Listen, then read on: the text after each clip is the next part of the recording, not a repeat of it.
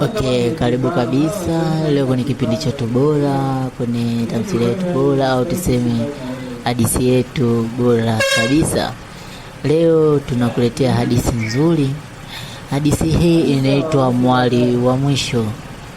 Hadithi yetu inasema hapo zamani kulikuwa kuna kijiji kidogo kilichozungukwa na milima mirefu na mti mkubwa wa kikuyu uliosimama katika yake kama mlinzi wa wazazi.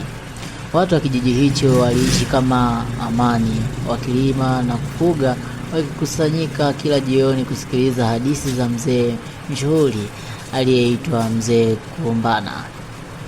Lakini kijiji hicho kilikuwa kina siri kubwa.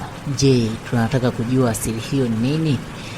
Wanasema hapo zamani za kale, wanasema miaka mingi iliyopita, babu zao waliambiwa kuwa siku moja ndege ajabu akariruka juu ya kijiji akiwa amebeba mwali wa moto mbinguni, ishara mabadiliko makubwa. Wengine waliamini baraka, waliogopa kuwa ni mwanzo wa maafa.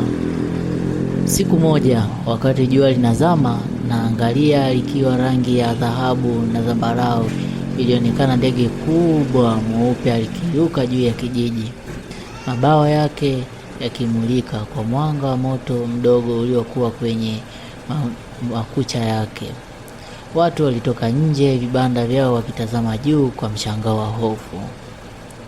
Miongoni mwao alisimama msichana jasiri aliyeitwa Zawadi. Alikuwa amevaa shanga za urithi wa mama yake na mkononi mwake alimshika mwana kondoo mdogo kama ishara ya ulinzi. Matumaini macho yake hayakuwa na uoga, yalikuwa na uthubutu. Asante sana kwa kunisikiliza, na natamani tuelekee sehemu ya pili kusikiliza hadithi yetu ya leo.